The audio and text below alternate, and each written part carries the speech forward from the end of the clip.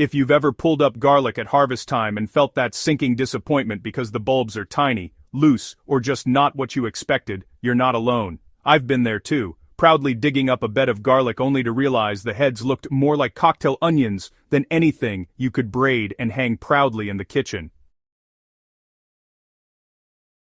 Garlic is one of the easiest crops to plant, but it is also one of the easiest to mess up in subtle ways. And today, I'm going to tell you the #1 step most gardeners skip, the missing piece that keeps your garlic from sizing up proper clove selection and pre-plant preparation. It sounds too simple, almost boring, right? But stay with me, this isn't just about breaking a bulb and sticking cloves in the ground, this is about starting your garlic with intention. Good garlic doesn't just happen, it's engineered from day one. Welcome to Soil Stories, let's dive deep. The biggest mistake beginners make with garlic is planting every clove they see, including the small inner ones. Think of garlic like potatoes. You wouldn't expect a tiny, shriveled seed potato to give you a huge harvest. Garlic works the same way. The size of the clove determines the energy reserve available to fuel early growth. A small clove simply can't support vigorous root development, and roots are where big bulbs are born. If you want large garlic, start with large cloves. Aim for cloves that are thick, well-formed, and come from bulbs that are already the size you want to harvest. When you plant tiny cloves, you're genetically selecting for small garlic year after year. This is one of the reasons people complain that their garlic never gets bigger. They've unknowingly trained their patch to produce small bulbs.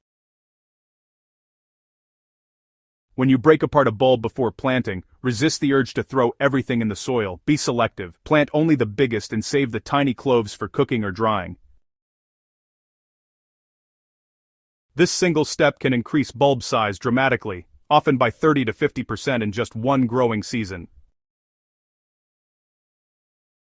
Here's something many gardeners never think about. Freshly broken garlic needs a short resting period before planting. Breaking cloves off the bulb creates micro-wounds on the base plate, and planting immediately can invite soil pathogens right into tender tissue. So, here's the thing. Planting garlic immediately after separating the cloves can lead to stunted growth, early rotting, or reduced root formation. And, well, all of that equals smaller bulbs at harvest. After you've separated the cloves, it's important to let them sit in a dry, well-aerated place for, about 24 to 72 hours. This allows the wound to seal slightly, which really helps in reducing disease entry points.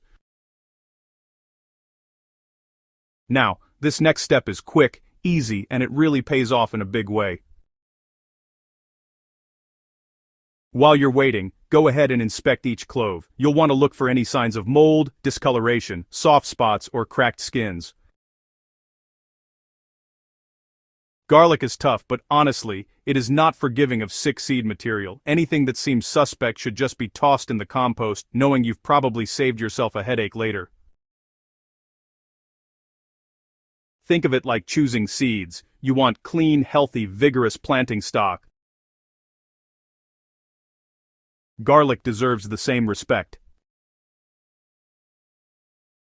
Once you've selected the right cloves, don't ruin the effort by tossing them into poor soil.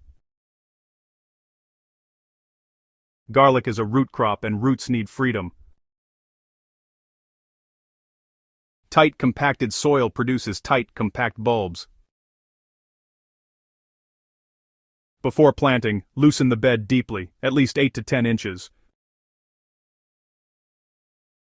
Garlic loves organic matter, especially compost that has aged a full year. Fresh manure is a no-go because it encourages rot, but rich, crumbly compost is like caviar to garlic. It feeds slowly throughout the season, supplying nutrients for the bulb to expand. A garlic clove is a compact battery of energy, but it needs the soil to keep it charged. More organic matter equals better water holding, better nutrient cycling, better microbial life, and, well, happier garlic. If you've been harvesting tiny bulbs year after year, look at your soil. I guarantee it's telling you something. After planting, mulching is one step many gardeners underestimate. Mulch does so much more than keep weeds down. It regulates soil temperature, slows moisture loss, supports root development, and keeps freeze-thaw cycles from pushing cloves out of the ground. Garlic roots grow all winter long, even when the top seems dormant. This underground expansion is what produces those big harvests we all love. If the ground freezes hard without mulch, roots slow or stop. That means the plant is playing catch-up in spring instead of being ready to bulk up. A thick mulch of straw, shredded leaves, coffee chaff, or grass mixed with dry leaves can literally double your underground activity. You might not see it, but you'll feel it in July when you pull a garlic head the size of your palm. Another skipped step is planting at the wrong time. Garlic is a crop that, really needs cold exposure to form cloves properly. If it doesn't experience a chilling period, it'll form single bulbs instead of those familiar multi-clove heads. Planting too early? Well, it grows too much top growth before winter. Planting too late, it just doesn't get enough root establishment before the cold sets in. Either way, bulb size suffers. A simple rule to remember: plant garlic when daytime temperatures are consistently cool, but the soil is still workable. In most climates, this timing falls around 3 to 6 weeks before the ground freezes. Now, if you're gardening in warm climates, it's best to choose soft-neck garlic, and don't forget, pre-chill your cloves in the fridge for about 4 to 6 weeks before planting. Yes, that's another step people skip, and yes, it's the difference between tiny bulbs and impressive kitchen-worthy garlic. Garlic hates stress. If it dries out too much, especially during the bulbing stage in late spring, it shuts down growth to protect itself. Once garlic decides to stop expanding, there is no restarting it. That means small harvests are permanent. Water deeply but infrequently, keeping soil moisture steady rather than soaked. Drip irrigation is fantastic for garlic. Hand watering works if you're paying attention.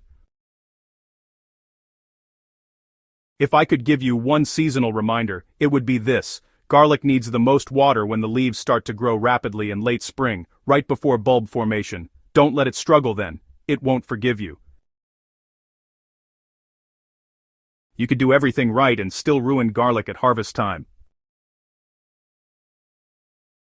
Leaving bulbs too long in the ground lets outer wrappers rot away, producing loose, splitting heads. Harvesting too early gives you thin, underdeveloped cloves. Look for the sweet spot, when about 30 to 40% of the leaves have dried at the bottom, but the top leaves remain green. That's when bulbs are mature yet still wrapped tightly. Dry garlic in a warm, airy space out of direct sunlight. Cure for at least 3 weeks before trimming. This locking in of size and skin integrity is essential, especially if you want to save seed for next year.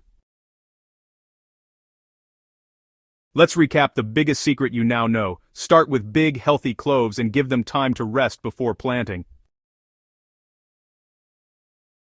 That single step separates disappointing garlic from brag-worthy harvests.